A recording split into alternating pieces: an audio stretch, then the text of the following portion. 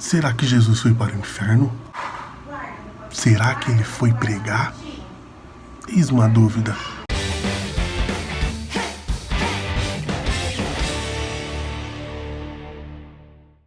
Fala galera, tudo bem com vocês? Aqui é o Felipe Matos com mais um vídeo de teologia para vocês.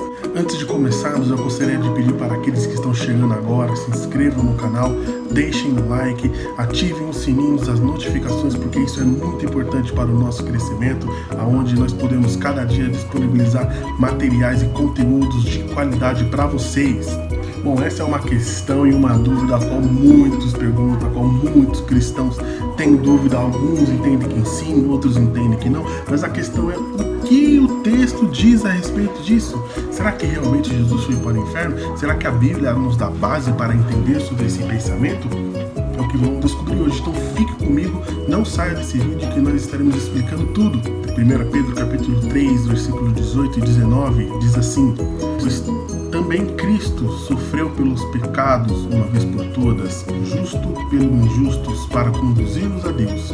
Ele foi morto no corpo, mas vivificado pelo Espírito, no qual também foi e pregou aos espíritos em prisão, que há muito tempo desobedeceram, quando Deus esperava pacientemente nos dias de Noé, enquanto a arca era construída. Nela apenas algumas pessoas, a saber 8, foram salvas por meio das águas. Um texto curioso, um texto complicado de interpretar, mas antes da gente responder essa questão se Jesus realmente pregou a mortos, foi ao inferno ou não, nós precisamos fazer uma outra pergunta para o próprio texto. Primeira pergunta que a gente tem que fazer, e a pergunta central que vai definir a nossa resposta: será que Pedro, quando ele escreveu essa epístola, ele estava com essa ideia na cabeça? Antes de responder essa pergunta, é de extrema importância conhecer o contexto de Pedro. Por que Pedro escreveu essa epístola?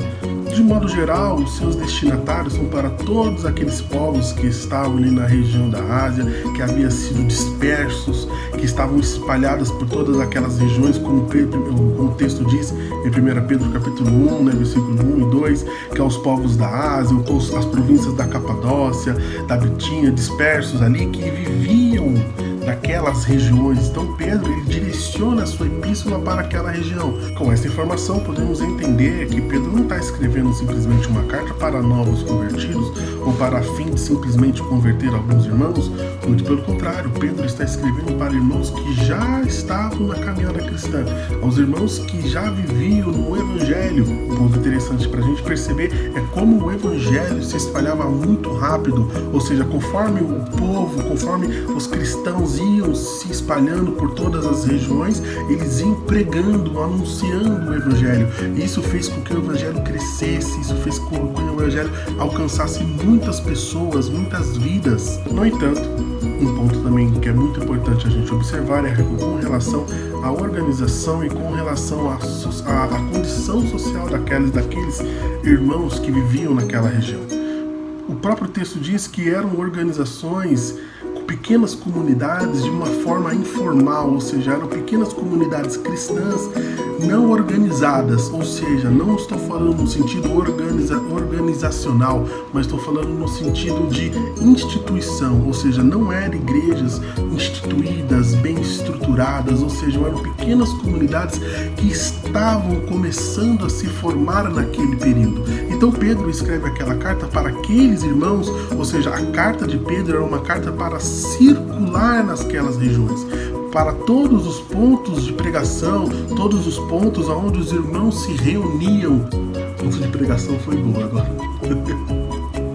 E conforme o Evangelho foi se espalhando, conforme o Evangelho foi se propagando, conforme o Evangelho foi crescendo, alguns problemas evidentemente começaram a surgir. O primeiro problema que possivelmente possa ter acontecido com aqueles irmãos, aquelas regiões ao qual Pedro escreveu, eram com os próprios não cristãos. Ou seja, porque quando o Evangelho foi foi sendo sido,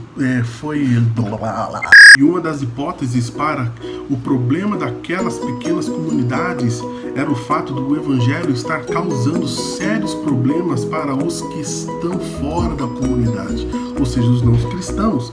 Com a expansão do evangelho e sua nova maneira de viver, muitas pessoas passaram a não consumir ídolos, pois naquela região, todas aquelas regiões, era normal o politeísmo, ou seja, regiões onde se adorava muitos deuses. E quando o evangelho chegou e com a sua expansão e com a sua maneira de viver, onde se cria que só a existência de somente um Deus, a adoração de somente um Jesus, isso fez com que as pessoas começassem a abandonar o paganismo, ou seja, automaticamente, quando as pessoas abandonam um paganismo, aquelas pessoas que produziam imagens, que produziam estátuas, começaram a perder mercado, começaram a perder renda, e isso de uma certa forma causou problemas para os cristãos, porque eles não queriam perder o dinheiro.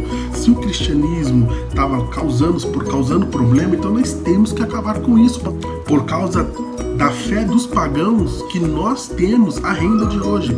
E esse tipo de problema não é um problema muito novo. Nós vemos em Paulo, em Atos capítulo 19, quando ele chega ali na cidade de Éfeso, recebe ali, e aí o evangelho começa a crescer, começa a se multiplicar, e alguns ourives, aqueles produtores de estátuas de deuses, começaram a perder renda, dinheiro, por causa da expansão do evangelho. As pessoas foram abandonando os seus ídolos, foram abandonando as suas velhas práticas para seguir o cristianismo.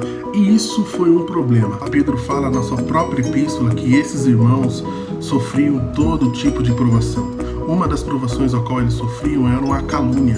Eles eram zombados, eles eram caluniados por causa do evangelho, por causa da sua maneira de viver. Logo então percebemos que o próprio Pedro relata, e o próprio Pedro está ali para motivar os irmãos a não desistirem, a perseverarem firmes, porque o sofrimento deles refletia a glória de Deus, e que a má conduta a qual eles eram acusados deveria ser enfatizadas e mostradas através das boas ações. Ou seja, as pessoas caluniavam aqueles irmãos, difamavam aqueles irmãos, mas nada poderia se prevalecer diante de uma boa conduta, ou seja, o testemunho deles. Eles deveriam suportar o sofrimento, porque quando eles suportavam o sofrimento, mostrando através disso uma boa conduta, Deus era glorificado e todas as mentiras e calúnias que eles sofriam caíam por terra. Então Pedro ele está escrevendo mais uma carta para motivar aqueles irmãos a suportarem as perseguições e as provações que eles estavam passando, porque por causa do evangelho, por causa do cristianismo, eles seriam perseguidos e sofreriam diversas acusações. Em 1 Pedro capítulo 2, versículo 15, que diz assim: é da vontade de Deus que, praticando o bem, vocês silenciem a ignorância dos insensatos. Vivam como pessoas livres, mas não usem a liberdade como desculpa para fazer o mal. Vivam como servos de Deus. Ou seja, Pedro ele está querendo e está incentivando os irmãos a sofrerem, mas que vivam de maneira digna, a qual quando as pessoas olharem para a vida deles, as pessoas não tenham do que falar, porque o testemunho deles faz valer a nova maneira de vida que eles estavam vivendo. Mas afinal de contas, Jesus pregou no inferno? Então, o contexto do capítulo 3 ele é muito enfático, porque Pedro está mais uma vez alertando e exortando e incentivando os irmãos a perseverar no sofrimento. É o que diz 1 Pedro capítulo 3, versículo 13 e 14. Diz assim o texto: quem há de maltratá-los se vocês forem zelosos na prática do bem? Todavia, mesmo que venham a sofrer porque praticam a justiça, vocês serão felizes. Não temam aquilo que eles temem. Não fiquem amedrontados. Pedro ele está mais uma vez alertando e orientando os irmãos e fortalecendo os irmãos na fé, para que eles permaneçam firmes diante do sofrimento. O versículo 18 não é diferente, para justamente reforçar e fazer com que os irmãos fiquem fortes. Ele usa o sofrimento de Jesus para poder fortalecer os irmãos. É por isso que o versículo 18 começa dizendo: pois também Cristo sofreu pelos pecados uma vez por todas. o justo pelos injustos para conduzir-nos a Deus. Ele foi morto na carne, no corpo, mas vivificado pelo Espírito. Ou seja, Cristo morreu, ele sofreu, Cristo ele pagou um preço alto, ele foi zombado, ele foi humilhado, mas Deus o ressuscitou, ele foi vivificado através do Espírito, e a vida de Jesus é um exemplo para vocês, para que vocês perseverem firmes diante do sofrimento.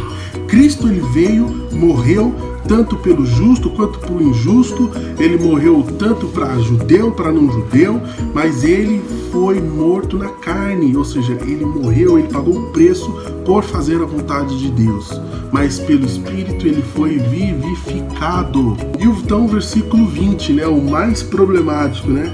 Versículo 19, perdão, né, o mais problemático, no qual também foi e pregou aos espíritos em prisão. Versículo 20, que há muito tempo desobedeceram a Deus quando os esperava pacientemente nos dias de Noé, enquanto a arca era construída. O texto aqui ele é muito claro. Pedro ele está fazendo um paralelo com os antigos profetas que também sofreram por pregar o evangelho não, né? Por ser o pregador de Deus. E ele usa o exemplo de Noé. Noé, em seu tempo, pregou aos espíritos, ou seja, às pessoas que viviam naquele período, porque Deus deu um tempo para que eles se arrependessem. E Noé pregou a justiça. Noé não pregou simplesmente arrependa-se. Não, Noé pregou vai chover. Deus vai mandar chuva e todo mundo vai morrer. Porém, aquelas pessoas zombaram de Noé. As pessoas não acreditavam em Noé. E aí, no entanto, o que aconteceu? Veio a chuva, todo mundo morreu e somente 8 pessoas foram salvas, que foi Noé e a sua família, seus filhos e as suas noras. Só isso. O texto não nos dá margem para entender alguma outra coisa do gênero que Jesus teria ido a um submundo pregar o evangelho, pelo menos não em Pedro. E fica a pergunta, da onde surgiu a ideia de que Jesus teria ido pregar ao inferno? Bom, usam como base esse texto em Pedro para poder fundamentar essa ideia, mas nós vimos diante do contexto e qual a mensagem que Pedro está falando, Pedro não tinha nada disso na cabeça dele. Isso é uma regrinha simples de hermenêutica, é tentar compreender o que o autor está querendo passar. E Pedro não está querendo nem um pouco passar isso. Mas usam-se outros textos para fundamentar essa ideia. Um é aquela famosa história de Lucas, onde Jesus está contando a história de Lázaro e o rico, né? Onde que Jesus teria ido ali naquela região e tirado o seio de Abraão daquele lugar. Essa é uma teoria. Porém, o contexto de Lucas também não tem nada a ver o que Jesus está falando ali. Jesus está falando para judeu acerca da morte, né? O que acontece depois da morte.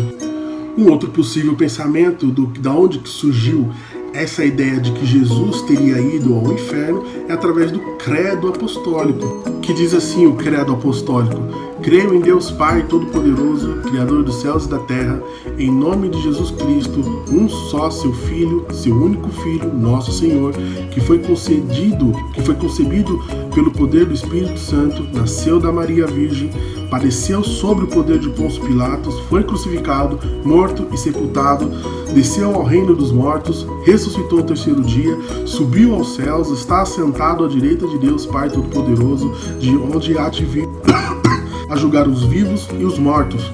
Creio no Espírito Santo, na Santa Igreja Católica, na comunhão dos santos, na remissão dos pecados, na ressurreição da carne e na vida eterna. Amém.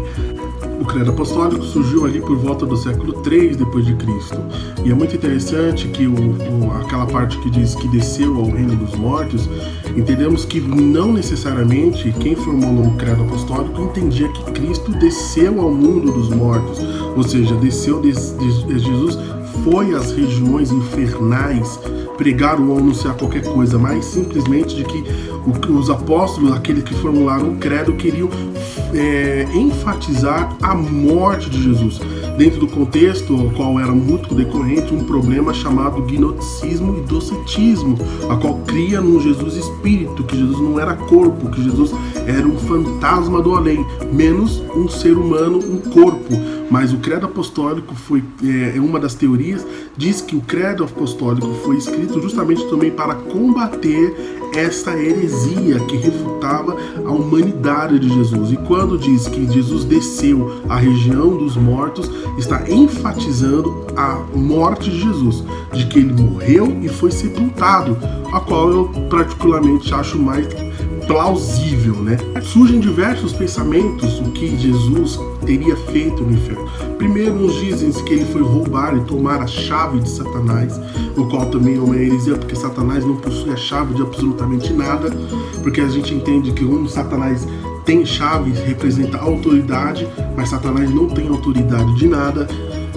Alguns outros entendem que Jesus foi para o inferno pregar a salvação para aqueles que estavam ali, né? Ou seja, ele foi lá e cantou depois: mais perto quero estar, meu Deus de ti. E aí ele pregou, e aí houve uma conversão em massa, porque óbvio, né? Quem vai querer ficar lá? Mas aquelas pessoas aceitaram a Jesus e ele levou todo mundo embora, que é o que diz também, eles usam como base Efésios capítulo 4, onde diz levou cativo, cativeiro, usam como base esse texto. Outros também entendem que Jesus não foi pregar a salvação, mas foi proclamar a sua vitória para todos aqueles que estavam ali. No entanto, diante do contexto de Pedro, eu diria que é muito além do que o texto está realmente nos dizendo. Pedro ele está escrevendo uma carta para motivar os irmãos diante do sofrimento, e ele usa o exemplo de Jesus para poder afirmar de que sofrer em nome de Deus é válido, porque Deus se agrada disso, onde o bom testemunho deles irá fazer com que as pessoas parassem de caluniá-los, de fomentar a discórdia. E ele usa o exemplo de Cristo, que é o máximo de sofrimento, ao qual podemos entender, onde Cristo veio, ele sofreu, ele morreu, ele pagou com a vida, ele foi morto, mas ele ressuscitou. E quando ele fala nos dias de Noé, é que Noé também, pelo Espírito de Cristo, pregou aquelas pessoas que viveram em seu tempo, onde a longanimidade de Deus, né, o que é os 120 anos, a qual Deus esperou Noé construir a arca. Depois de 120 anos caiu água e todo mundo morreu. Porém, ninguém deu a atenção para a pregação de Noé. Bom, meus queridos, espero que tenha ajudado. Qualquer coisa, deixe suas dúvidas, deixe seu comentário. Novamente quero aqui pedir que se inscrevam no canal, deixem like, compartilhem o vídeo, se inscrevam no nosso Instagram, porque é muito importante. Valeu!